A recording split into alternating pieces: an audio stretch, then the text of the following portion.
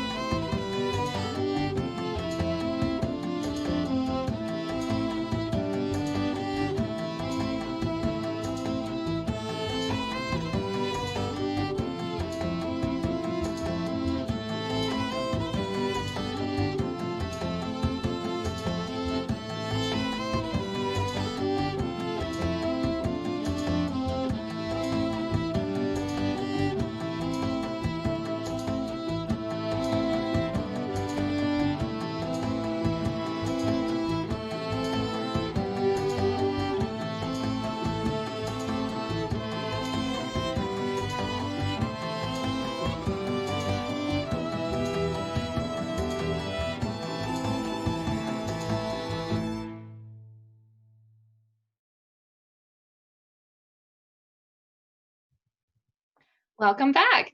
Joining me today is the wonderful Jake, who plays Oriana, the wonderful Tick, who plays Sinric, and guest of honor, our favorite DM, Serenity. Awesome. So guys, what's the damage? You got thrown in jail and Sinric almost got eaten by a monster. How's everyone feeling? Better than, last time I was on this. Yeah, last time was right after your character had on. Have you been on since then? Yeah, I think the last time was right after Sinric died, so you were newly undead, but not undead. Yeah, I spend more time on the floor than anything you were else. newly real-alive. Real-lived. There you go. Yeah, Jake, let's explore that sigh a little. There's a lot of emotion in there. Oh, gosh. Yeah, that was rough for Oriana. She did not like that. She did not like having her magic drained from her. I would imagine. Yeah, so can you guys give me like a little bit of insight into what was going through your character's heads as you were fighting this weird monsters? Like you did manage to vanquish it, honestly without that much trouble, but it got rather complicated in the middle of that fight. From my perspective, it was almost easier. I mean, with, I don't want to say boon, a reverse boon like that. I mean, you throw caution to the wind because, well, it's going to suck one way or another. Exactly. Yeah. Might as well take advantage of the situation. I mean, for that specific fight, it was kind of a rough way to handle it because Oriana's really good damage spell is AoE, and that's the value in it. Mm-hmm. And this creature can just, as a reaction, just not take damage. Essentially, with that, I think it was, half damage, and it had a pretty good save. So, yeah, it was taking like a quarter damage from her spells. Mm-hmm. So basically, all she could really do was just Healing Word to keep our Barbarian up. And each one cost an extra spell slot, so she burned through her spells pretty quickly. She was pretty nervous. understandably so. I mean, if all of a sudden her magic is draining faster. But yeah, no, it was very worrying for her. Very concerning. Very. Mm-hmm. I can't think of the exact word I'm looking for here. Yeah, like what was Oriana feeling like watching Cynric fall again, which was a very emotional thing for her last time, and like knowing at the same time that she was hobbled as a spellcaster during this fight? Well, we actually got to the point where I only had one spell slot left, Mm-hmm. and according to the rules of the curse, if I only have one slot, I can't use it.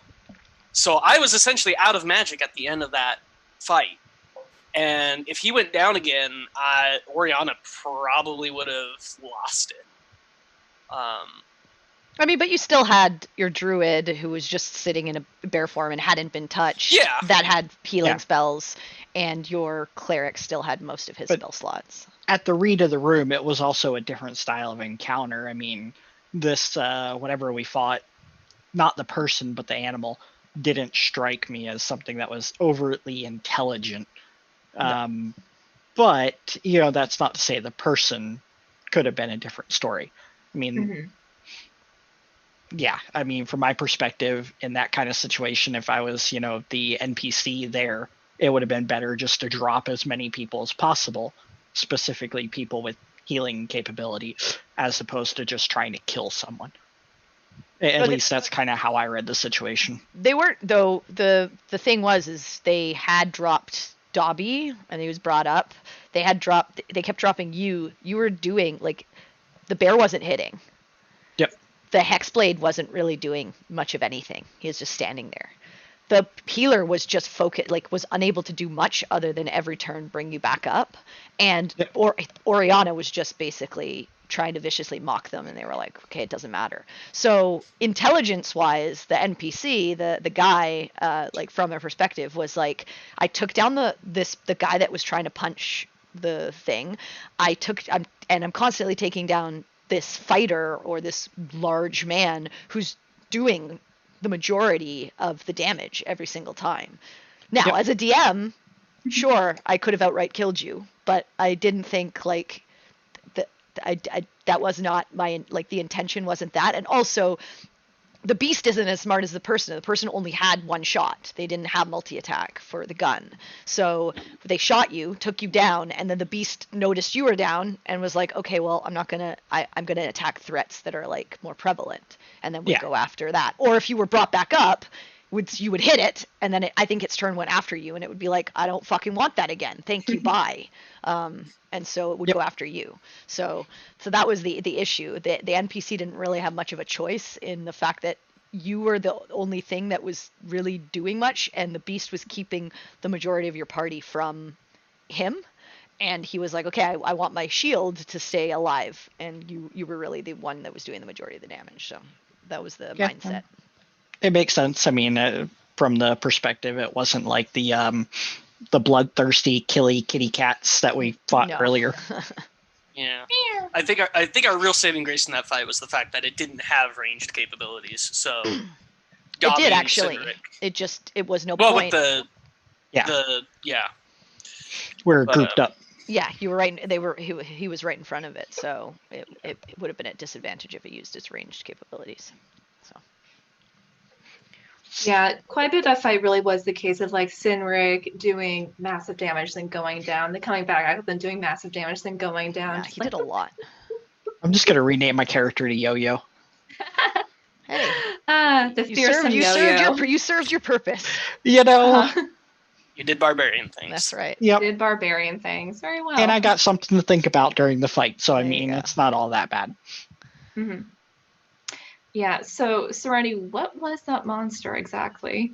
Yeah, I didn't expect them to take this side quest their first thing. So, like, what happened with Dobby kind of, like, caused everything to spot. Like, I actually thought they were going to go and deal with the thing that he had originally heard, which was a totally different side quest that they kind of just like ignored, because Dobby lost all of his stuff naturally, and this kind of came full circle.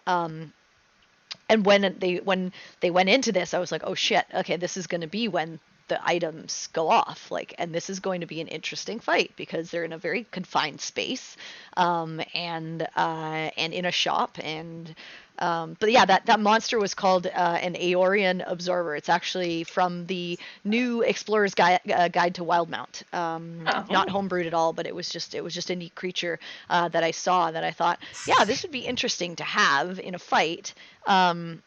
That they kind of have to figure out how to deal with. And honestly, they did a good job because the majority, like after they realized the spells were being absorbed, it was mostly a physical fight, and physicality was kind of what they needed against that thing. So it was just, they were very, very close. Like I think the drow was down to like 9 HP or something like that. They were so close. Before he got away, yeah. I mean, if that one attack would have hit it. Yeah, I think had Cynric have hit him, well, one, he would have had 0 speed, so he wouldn't have been able to go anywhere. But 2, I think it might have just outright taken him out. That would have saved a lot of trouble later on. Well, yeah. Yeah. Well, would it have? I mean, we did get some good information actually from being arrested. Well, you would have. I mean, the answer is maybe, maybe not. Like, had you been able to talk your way out of it, because the guy wouldn't have been awake to call on them and to talk to them first and convince them, and so you guys would have had the opportunity to say, like, hey, this wasn't us, we were attacked, we were just defending ourselves, and that's used your persuasion from some of your, or deception from some of your party members, and then maybe had the opportunity to actually search the place itself. On the flip side, how would it look when there's an unconscious person plus a dead animal with a group of 6 people standing around it? Come to find out there's a dead body still stashed in the room. You don't know. I think it probably worked out in our favor. I'm saying it's there's multiple things that could have happened. You do have a bard on your team. Yeah, like I said, you have a warlock who's charisma based and a bard, so like either of them probably have decent persuasion, deception. So, but yeah, it's dependent. But yeah. Oriana considered actually going out and trying to not necessarily track him down, but try and like get the guard's attention first. But as soon as Dobby screwed, just left, it was like, great. Yeah, it was one of those situations where, it was just like, well, what do we do now? One of us just ran away.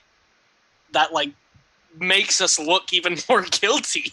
Well, he wasn't seen. I mean, I guess you didn't know that Oriana he would wasn't know seen, that, though. But I mean, I think this is the same, like, that often happens when I have like a situation and I say, guys, the guards are coming, and you guys get into like this debate between each other, and you get into this analysis paralysis mode, and you guys are like just talking back. What do we do? Oh, are we going to do anything? Can we get out the door? Do we go out the front? Blah blah blah. And then I'm like, by the time I've like a minute's passed, and I'm like, okay, the guards are now here, and they're coming in, and they're going to arrest you.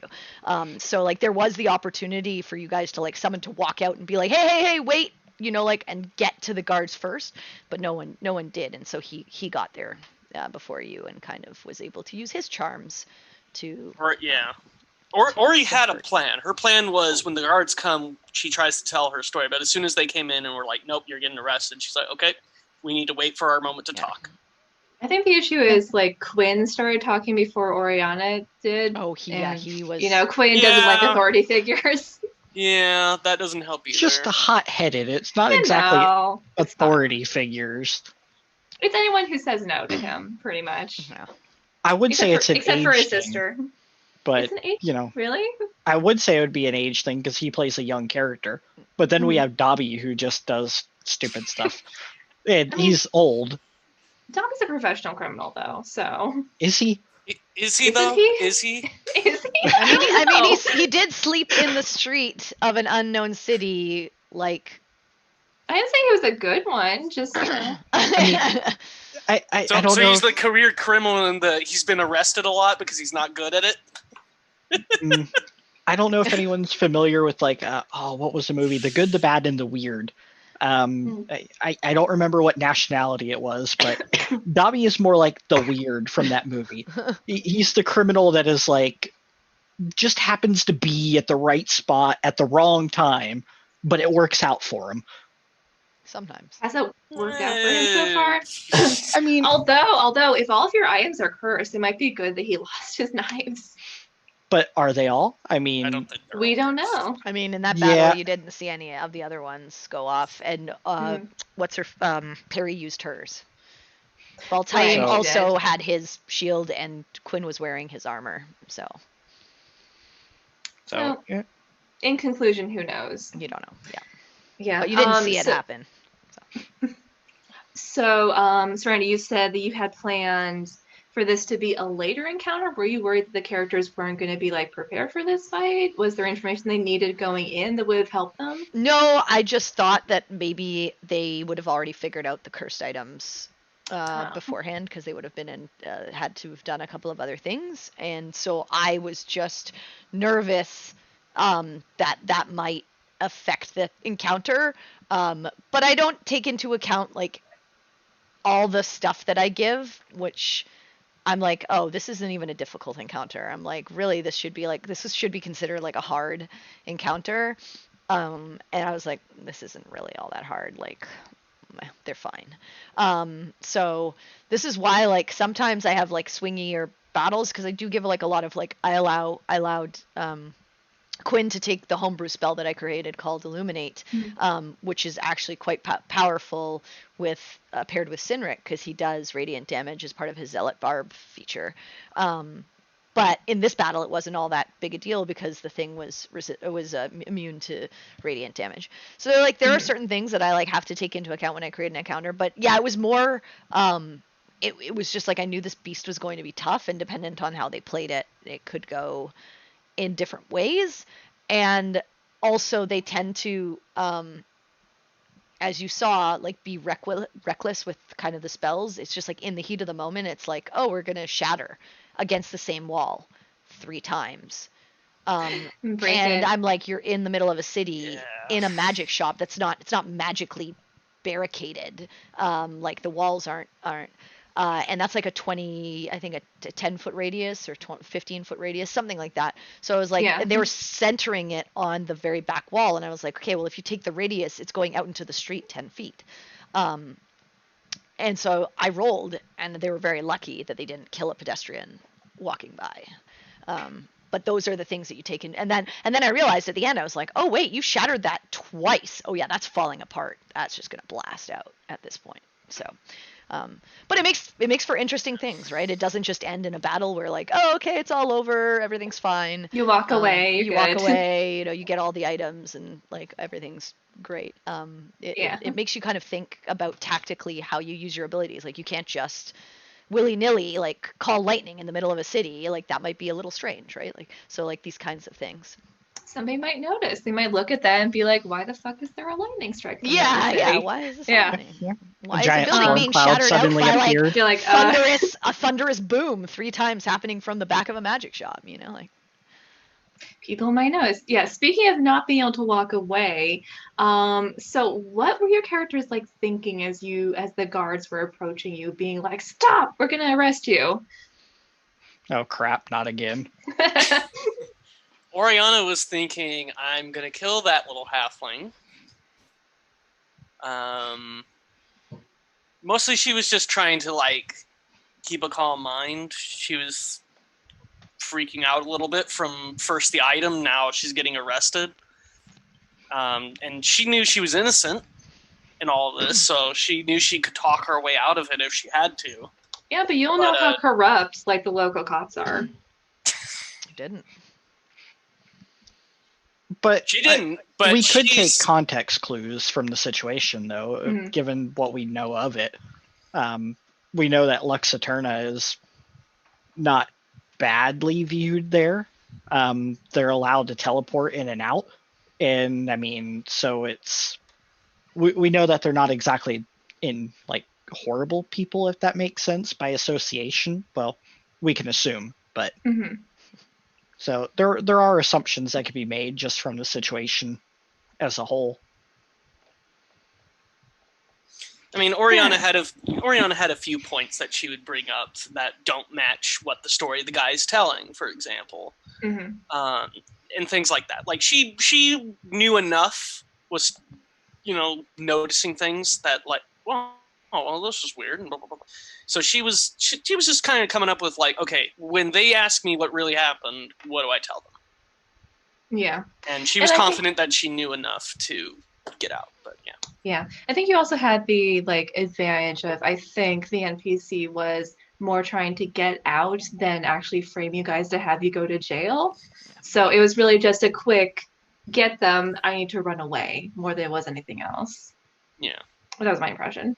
Yeah, no, that's a correct impression, because he knew that once the investigation started, that there was going to be things found that he couldn't hide. So yeah, so he did get away, but so did you, kind of.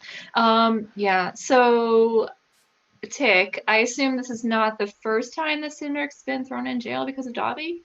I imagine probably not the first time, given the circumstance. But probably, I don't know. I don't think it's been because of Dobby, but I mean, Dobby related. Our paths have crossed in the past, but for the most part, I mean, he really didn't meet Cindric until after all of the situation with the backstory occurred. Mm-hmm. And then, you kind of have where it pulled into being not quite the fisherman, but getting to that point. And that's kind of where, Dobby comes into play. So it's, yeah, I can't, I just don't have the information to know if it's because of Dobby. But they've probably definitely seen the inside of a cell. Probably, but like mostly, I would say maybe not because of Dobby specifically, but definitely due to a job that Dobby has pulled Cindric on. Mm-hmm. So just a Dobby-related jail situation, I mean, it's definitely an unfamiliar feeling, I will say, to be accosted. Yeah, by city guards. Okay. Yeah, so Oriana has had perhaps some bad experiences, I think, with the whole concept of authority in her backstory. So what was foreign jail like for her? Was it about what she expected? She didn't really pay a lot of attention to it, honestly. Mm-hmm. She was kind of already working on the Bengal problem. She was more concerned with that because, like I said, she was a little confident that we'll get out of this situation. We're not going to be in here for, too long. It's definitely not a situation she enjoyed being in, especially given her background and never really having problems with the authorities, so to speak. She's had problems with authority, but in a different way. Mm-hmm. The more philosophical type of way. The more of I've been fed a bunch of lies by the people I trusted kind of thing. Would you not call that a philosophical issue? Yeah. Pretty philosophical. Cool. So a question about some of the information that you guys got, like from these surprisingly nice guards once they realized you guys weren't, I don't know, burglars or whatever, magic burglars. So on the topic of Butcher, does Cindric know anything about Butcher? Like, does he know anything about that whole situation just from being long-term acquaintances with Dobby? I know he reacts differently to the name, but we haven't really discussed like why we're in the stage we're in. It's more or less, this is my problem, that's his problem. Like I said, I know enough just because my character's not a complete moron that he reacts differently to the situation. But Dobby would have never opened up. He's very close-lipped. Like even though he trusts Cindric, that's just a part of his past that is only now being like really discovered by the group. And likewise, I mean, I wouldn't have told him anything that's gone on with my character as well. Exactly. You're the strong, silent type of friends. You don't share your feelings. It's very manly. Don't share their pasts. And feelings, probably. And feelings, I think it's more so that to the point where we started the campaign, Cindric was at a place where the past is behind him and trying to keep it there. But so much of the elements keep trying to bring it up again. Can't run away from your past. No. Sadly. Very sadly. Okay, so going back to the Bangle and Sinric's what are they called? Bracers of defenselessness. Bracers. Yep. And the bracers. So like what do your characters think now that you know these items were cursed? Do you think this is like a plot against you? Do you think this was an accident? Accident, no.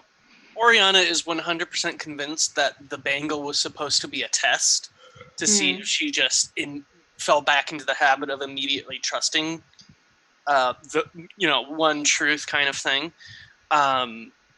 This time being a test for Mayun of, hey, here's an item. You have a spell that will tell you what it does. Are you gonna, just use it and trust me that it's a good item and not cursed, or are you gonna actually investigate? So she views this as a test, but she failed. Whether or not that's true, I have no idea.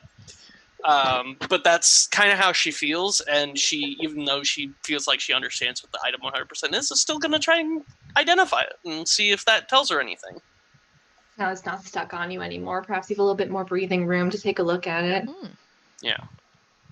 Yeah. I mean, listen, think. Sitting in the cell and having time to think, looking at it as a situation of maybe it's time to rely on his own strengths and weaknesses to kind of do what he needs to, as opposed to relying on, more tools and things like that to provide an advantage, which is where the decision to remove the item came from.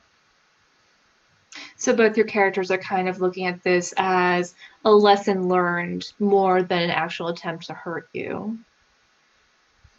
More or less, yeah. Yeah, that kind of gray, you can have good and bad at the same token. It's there. It's something where it's a tool that can be used, but on the same token, it can also be harmful at the same time if used incorrectly. If that makes sense. Right. Has this changed your view of the beings or people who gave you these items? No, not at all. You're like, this is not what I expected. Well, not even that. Just Oriana expects this was a test and she failed, and she's gonna try and find a way to make up for it. Or Ori. Yeah. She has to be nicer to herself. She's doing okay. She's doing okay. She's nice to herself. She just needs to practice violin. That's it. A lot. I mean, if she really sorry. If she really had problems with her self-image, she probably would have stayed in River Ren. I guess. Okay, and I think that will bring us to our topic for today, which is NPCs. Yay! Everybody's favorite. Yay! Those friendly or less friendly folks you meet along your quest to either fight you or give you stuff, Or are just there. Or are just there. There are really two functions of NPC, which is either to impede you, serve as a challenge, or to give you information, stuff, or like role-playing opportunities. So, I think you've all been DMs before, I believe. Except at least Serenity. Maybe. Nope. Tick has. Yeah, you have. Tick has. I think we talked about that last time you were on the show. So I want to ask you all as DMs, what's your top tips for designing an interesting and memorable NPC who's fun to play with? This is going to seem kind of counterintuitive. Don't worry about making every NPC that one NPC that everybody's going to love. So many times I've tried to define an NPC that I think will be a major part of a storyline or an arc, and then players just walk right past them. So, we got something else to do. I instead kind of focus on I instead try and focus on what's a quirk about this NPC that makes them unique and memorable. Like in my Wednesday campaign, they just stumbled across an archaeologist, Dragonborn, whose whole thing is just over-explaining everything. You ask him a question, he'll give you a 2-hour-long answer, and it won't even be an answer to your question. It'll just be something completely unrelated that he talks about. That's great. And it's Yeah, I think you need to not necessarily worry about it. You'll find that one quirk that makes it an interesting NPC to play, and if you don't personally, as the DM, like the character, just maybe don't write them into the story anymore. I mean, for me, I know who my important, like, I know who the main sort of arc NPCs are, and then I build them off of the world and the story that I'm trying to tell. But for like side quest stuff or like other adventure kind of stuff, I generally just like create someone who I think, okay, this person's going to be like help provide X set of information, and then I just usually like go off a table of like what do I want their voice to be, and like how do I want their appearance to be, and I like if I think that there should be something quirky about them, I do it. Other times it's just they're just like normal looking, and just provide the information that's needed. So. Tick. I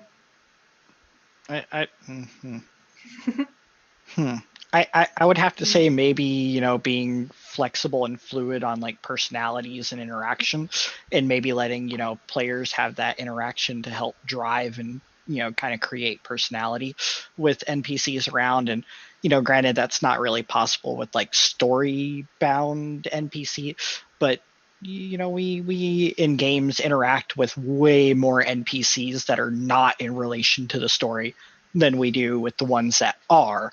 So it's the ability to kind of shape those personalities of the people around us, and make them into something that is more entertaining, at least for a group of people when, maybe one or two people might just be interacting.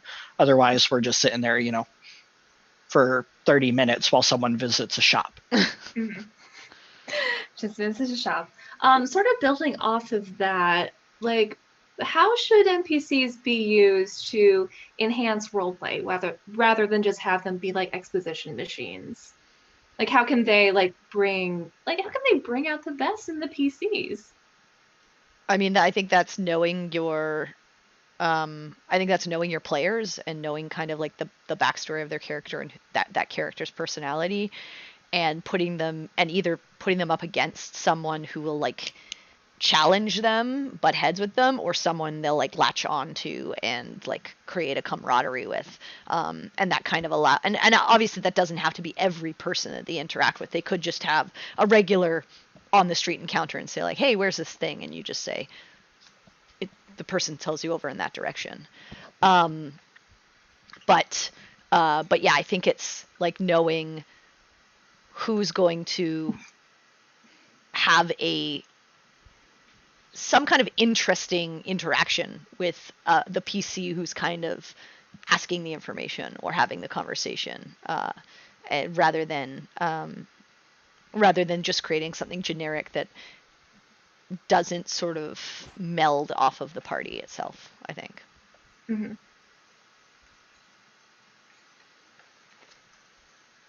Y'all? I mean, that summarizes it pretty well for me, I think that even tied into like what I was saying earlier is just kind of, that fluidity to read the situation, read the characters, and kind of make it engaging. Even if, say a player character isn't there, the player can still receive some type of enjoyment and, not just be along for the ride at that situation until their time comes. Yeah.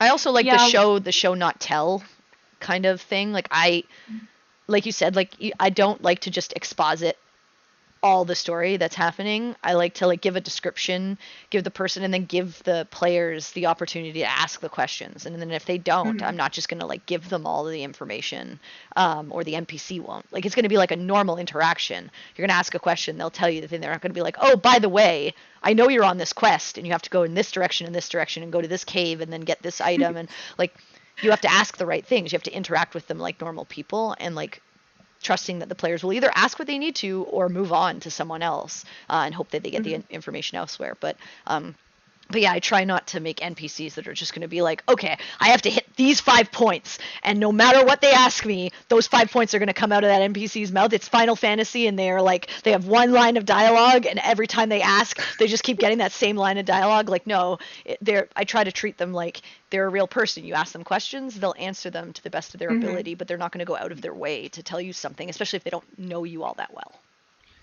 I think what ties into that a little bit is normalcy, as far as like what the players expect to be normal versus what someone else would be normal, and kind of go into the situation with and oh good lord, I can't remember his name, the guy with the glove, where it's Fulton. Yeah, where the situation where from us, those items that we saw were not normal. Those were something that were extraordinary. But for someone like that character, they don't focus a lot on that stuff because for them it's just another Tuesday afternoon. So I think, kind of that same situation. And granted, that was a little bit of an extreme situation, but talking to a barkeep about what's going on, for them, serving drinks, working, what exactly are you asking me? That's what's going on right now. Not, there's someone killing people in the city. Yeah, and interacting with like a D&D NPC is a lot different than interacting with, say, like a video game NPC where you can potentially just like cycle through the dialogue tree until you get all the information. But with an NPC, there's the potential they're going to get annoyed with you or get bored with you before you get everything you want to know. So it's really, it's roleplay. Yeah, it's dynamic, right? It's dynamic. Yeah, so talk to me about improvising like minor NPCs who just show up. You don't necessarily have named like a shopkeeper, a person selling like fish on the corner, a bartender, or random pedestrian that your characters asked for directions. Just like, do you have stock characters? Do you just make something up on the fly? I 100% make. I mean, I have. So the way that I've been doing things, generally, I have like the main shops that I think, like that. Generally, if they're asked, if they ask in a town, where should I go to get X, where they would be directed, and those shopkeepers, I won't make up like wide backstories for these people or anything like that unless I expect them to be a part of like a side quest or a side adventure or part of the main story or something. But I will give them a general description or race, kind of like an idea in my head of like their personality and their quirkiness and an accent, or a quirky method of speech that they have or whatnot. And then I go from there. But then there are things that happen, like in the last session where they blow out the side of a wall and I have to make up a head investigator captain of the guard that comes in, and that was just off the top of my head because I was like, what name do I give this person? Okay, here's what the name's going to be. What are they like? Yeah, what are they like? Okay, they're got French, like, kind yeah, of. they're kind of like a French. Yeah, he's got like a kind of a Frenchish accent. Like that was just like this is what I'm going with. But yeah, I think like generally like off the street, I often maybe sometimes will do an accent, sometimes we'll lower my voice if it's a male character. We'll sometimes, if it's an older person, give them the granny like sound, or whatever. But I generally like I won't give them a name unless the PCs really ask or really care. And then when they do, then I've got to think of it on the fly. But yeah, just kind of like play it off of like they're just asking directions, so this person will just tell them down the street and to the left. And for the most part, I mean, that really does suffice. But yeah, I mean, I guess it goes along with the assumption that if you plan for an adventure to happen, the party's probably going to do the opposite. That's right. Yeah, I just go with pure improvise. If it's not something I've made in advance, like, oh, they went all the way across town to this bar that they've never really had interest in going to. Okay, well, it's by the docks. Let's give them a piratey type accent, I guess. Yeah, but it's just kind of what feels right in the moment. It's pure improv for me. Yeah. Have you guys ever like improvised an NPC, then either the players or you had so much fun with them you brought them back later? I mean, I think we're looking at like NPCs. Well, I know of one particular NPC that we're looking at, and I'm sure Jake is looking at many NPCs that he's familiar with from other games in this campaign alone. I have not yet brought back someone, but we do have the running joke that I keep making these like interesting Randalls. So yeah, The army of Randalls. Yeah, so one was a beholder. One was a beholder in another campaign I ran, which was like friendly, and just wanted to tend his mossy garden in the Underdark. Randall. And then the Randall in this campaign was like the bartender of Ivor, who was like a surfer dude, and offered drugs to Dobby and Baltame. So yeah, that's kind of apparently my shtick. I don't know if that's Randall's. Yeah, Randall's. Yeah. There's a few NPC ideas that I've brought over from campaign to campaign, but never like the specific NPC. And it's never like somebody that I just completely recycle of, oh yeah, let's just take these notes and put these here. Oh no, I don't mean recycling. I mean you make up a random like fishmonger, and they're just so fun that you have them turn in up the later same campaign. in the same campaign. Yeah. So like Fishmonger 1 becomes like Earl the Fishmonger in campaign 2. The ruler of Fishtown. Yeah. Yeah, he ends up being like a pirate king or something. Just cause. Not yet, I'll say. I haven't really had a improv NPC that stood out enough to be like, I should bring that character back up. In fact, I think most of my improv characters, my players, never even ask their names. So it's hard to kind of have them come back. Yeah, I can't think of any purely improv character that's appeared more than once in a campaign for me. I mean, you need something that's truly magical to capture that kind of story.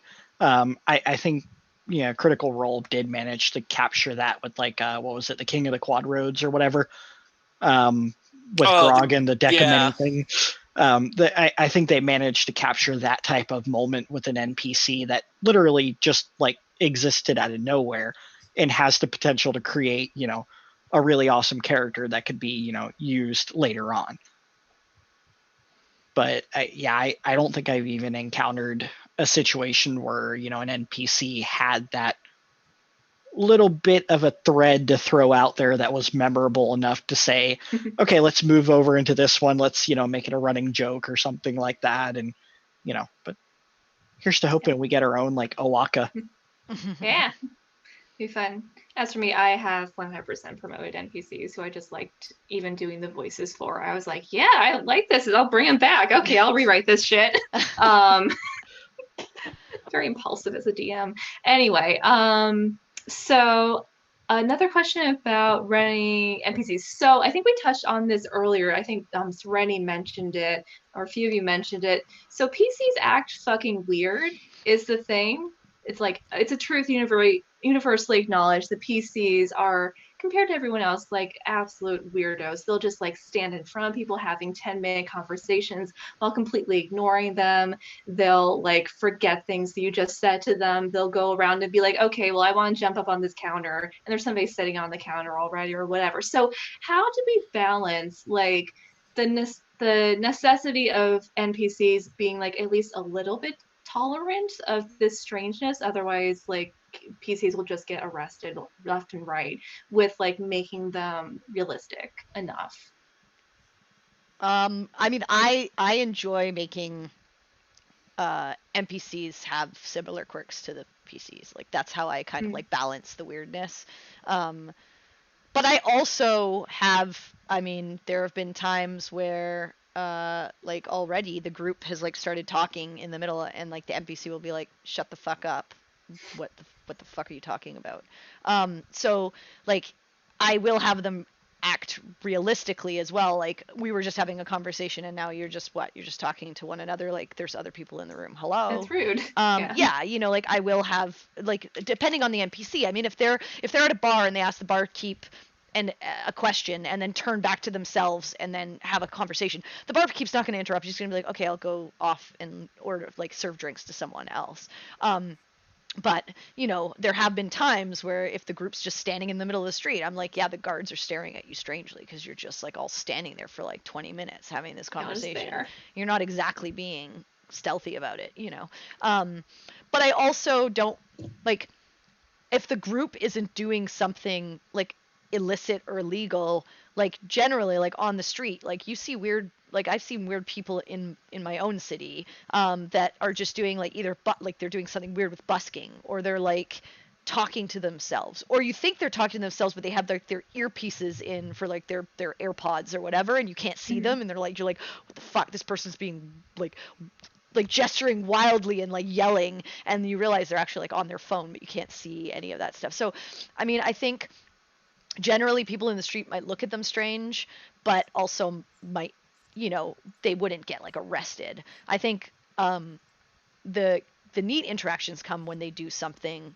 really out there. For instance, Quinn going up to Overseer Typhon and being like, you better fucking bring my friend back or I'm gonna use my hammer and you're gonna have to do it. And he's like, okay, boom, like, right in his face. Like, so there's, like, a realism that you have to have between, like, but I think a lot of it comes from playing off of what the PCs do. If they're generally having, like, a conversation or doing their own thing, you just walk away, or you have the NPC, like, go off and, like, do something else.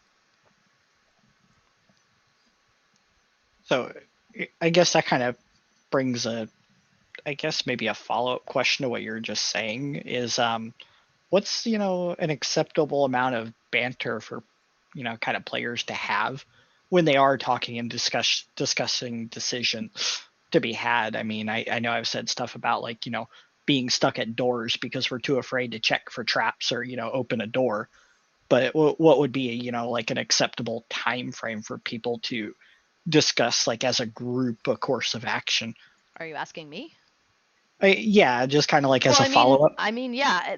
I mean, that's on you as a group, right? Like, if you're in the middle of a dungeon or somewhere where you're trying to sneak around and you're at a door and you know that there are guards patrolling the halls, and you're standing there for 10 minutes having a discussion, at some point, as a DM, I'll come in and say, you hear the footsteps getting closer. And that's your cue as to, you're starting to take a little too long with your discussion. You better make a decision on what you want to do here. But I generally don't try to, like, I don't just try to, like, say, hey guys, we're on the clock, like, you gotta go. I try to make it more realistic. Like, if you're having a 30-minute exposition of, like, getting into each other's character backstories and stuff, and you're in the middle of a bar, I don't stop you from doing that. You have all the time in the world. But yeah, like, in a dungeon, obviously, like, I'll say something's coming, or hey, like, I'll give a heads up as to, like, it's going a little bit too long, like, you guys might want to make a decision now. And then if you still don't make your decision, I'll be like, okay, now guards are coming and they're going to see you, and roll initiative,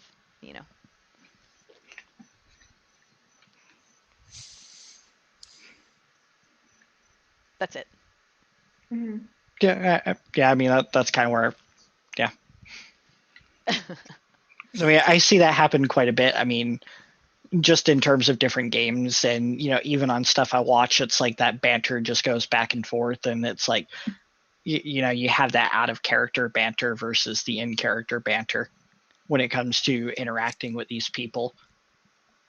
Yeah. Well, NPCs specifically, and even objects within the world. So I mean, yeah, like I said, it's the analysis paralysis sometimes that you get into, where it's like, what do we want to do? Guys, who's going to make the decision? Like, do we go through this door? Who's going to check it? Like, all these things. And it's the same thing, like that. Like I said, what happened, last episode, last session. I specifically said the guards are coming, and you guys basically had a minute worth of conversation going back and forth as to, like, what are we doing? Who's going where? Like, are we just going to stand here? I guess we should just stand here and just wait for the guard to come. And I was like, okay, you hear the guy call out, guard, come over here. And that was, like, your opportunity to make a choice of, are you following Dobby? Are you trying to hide in the crowd? Are you going to go out and call over the guard yourselves and try to like beat this guy to the punch, and you didn't. And so like that was the opportunity there. But I try to always give that opportunity to the group to decide like, do you want to exposit now and have a conversation, and what's that going to cost you? Neat. Jake, what are your thoughts on NPC tolerance of PC oddness?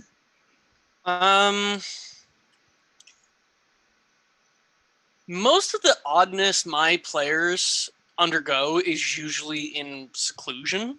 They'll do something really weird, like in the middle of a valley full of demons, and it's like, okay, I mean, there's no one really around to kind of judge you or go. The demons judge you. Demons judge you.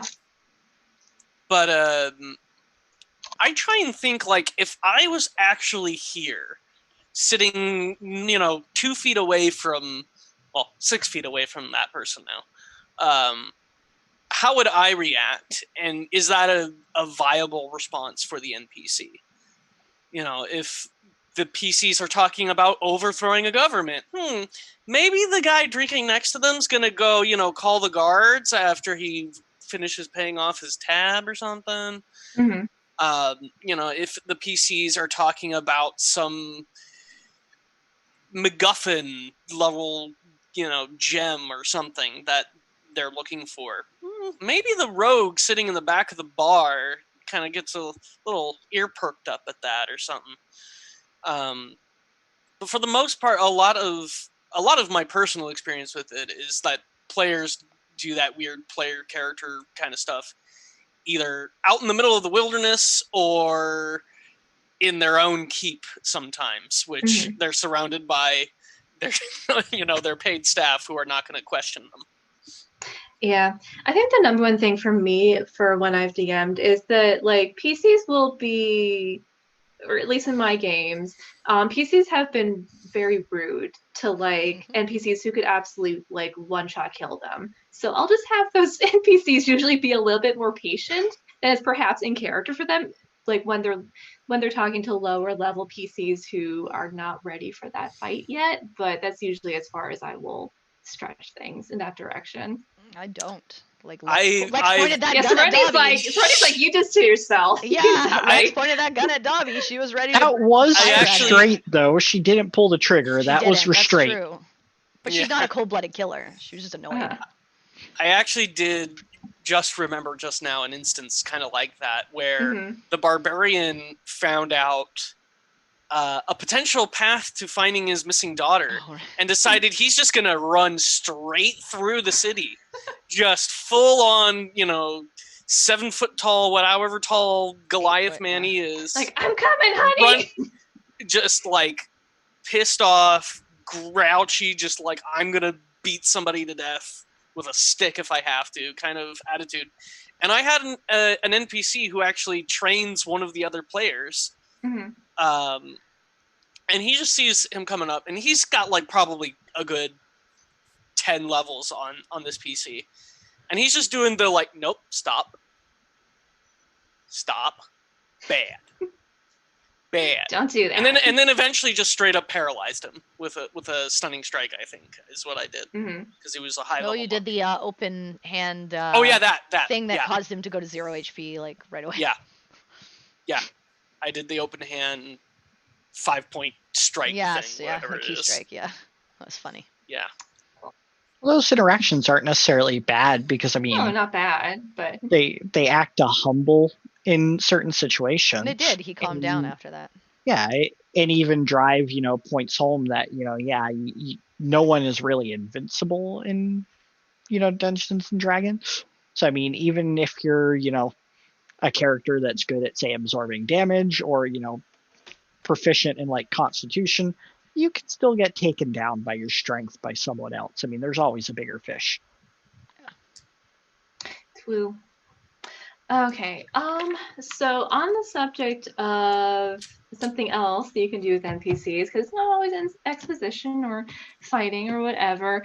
Do you guys usually incorporate like NPC romance into your games? Is that just a once in the blue moon type of thing, or is that a regular part? Do you mean NPCs romancing PCs Mhm. or Yeah, NPCs PCs. with other NPCs? Well, no, who cares what the NPCs are doing on their own PCs? Yeah, I mean, I will have NPCs that have interest in certain PCs.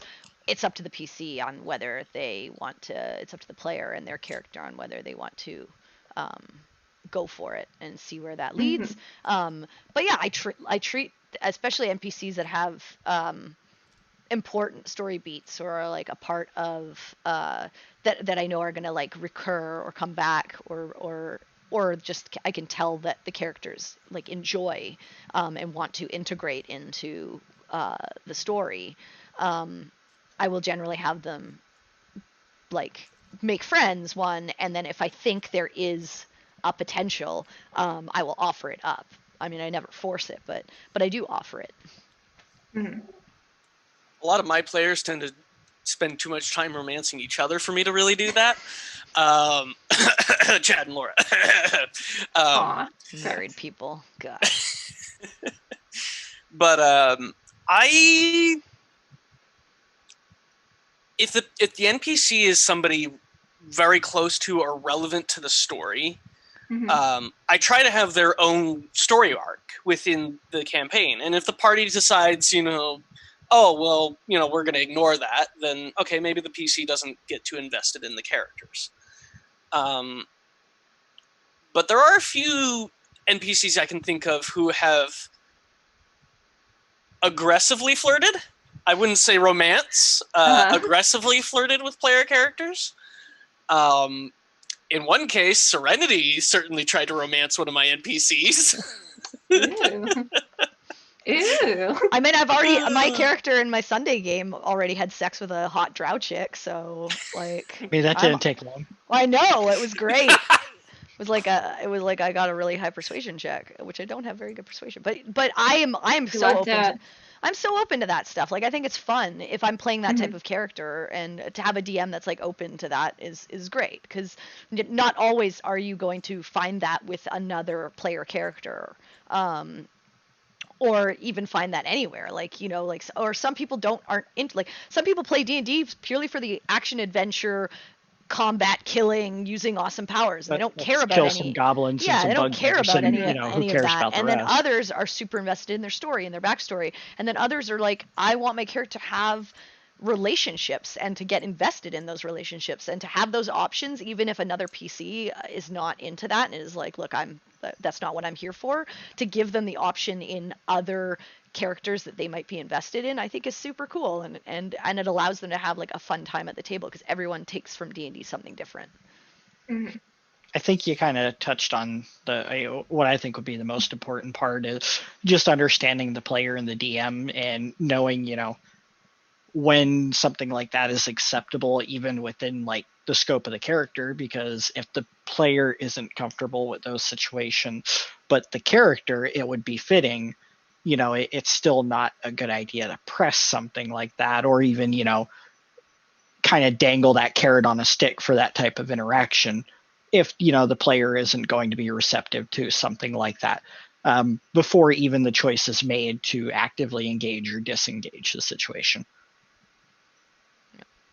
Yeah, it does seem like obviously, like during the initial, hey, how do you guys want to play? It's pretty easy, I think, to slip in romance. Yeah, no, Yeah. maybe. Yeah. I mean, I feel it's always a possibility. It does have, good drive and good pull on story and even character motivation. It can be really funny. That too. Yeah. Speaking of that, so, in your opinion, is every NPC theoretically romanceable, or is that just your inner bard talking? I would say any NPC could theoretically. I mean, Yeah. you could go to the tavern, find the first drunk you see, and try and romance them if you want. Okay. What is that? Whether it works First or sight not or last call? Yeah, whether it works or not, whether it's successful, whether it's an NPC who you even never see again. That kind of all depends on the situation. Yeah. But Or you yeah, get the only thing I would say is an NPC who's not open to it. Like when Serenity tried to romance my NPC. And you're like, no, thank you. No thanks. Wait, which one was that? Jiraiya? Jiraiya. Yeah. I wasn't though. Yeah, all right. Allura, I'll give you where but I can't to. with Allura. She's already got Kima, fucking bitch. Ouch. I mean, seduce them both. Why not? You know. Yeah, I know. Threesome. Get in that sandwich. They're not married yet. I guess that's kind of why I like playing in the Sunday game, because playing that younger character and not having that notion of those type of relationships is something that's more. Yeah, I find that more fun. It allows you to focus and create awkward situations. Mm-hmm. Like, I mean, imagine if I would have, seen you leaving the room and decided to follow you. Would have been awkward. Even in the first couple of episodes where I walked in on the two people in the bedroom at the bar. Yeah, the bard was playing. And it's just like, oh, this isn't my room. Oh, what are they doing? Bye. Gotta love awkward situations. I had something else I wanted to do. Oh, We don't ahead. have time. You can ask. No, we don't have time now. So I'm just gonna do one last question and a game, but we don't have time. Oh, it was a game. Okay. It was a game. That'll take like 15 minutes. I don't want to go that much over. So, quick poll. What's the sexiest NPC in the current campaign? In the current campaign? In Friday's campaign.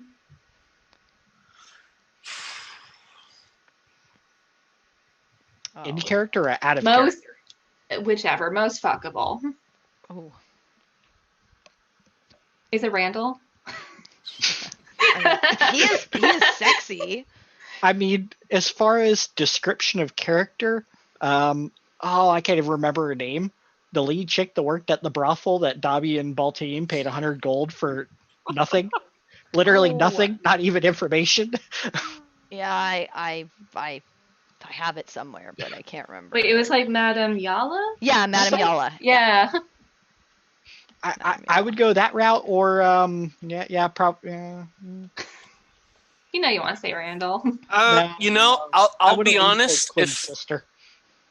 Quinn's sister, she is hot. Mm-hmm. If thinking from Oriana's standpoint, probably Lex.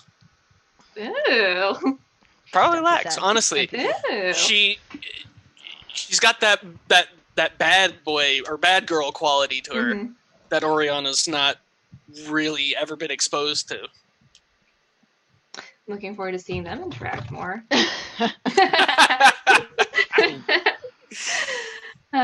Stuff for the future. Sorry, do you have a vote, or are they all your babies? I can't. I mean, there are so many of them. I love Fulton is. I love him. That's great. There are He does have a a great couple that aesthetic. haven't been really been shown yet, but I mean, like Erin is super hot. She's Kane is like gorgeous. The Emperor is friggin' really good looking. So I don't know. I'd have sex with them all, but I made them, so Be kind of weird.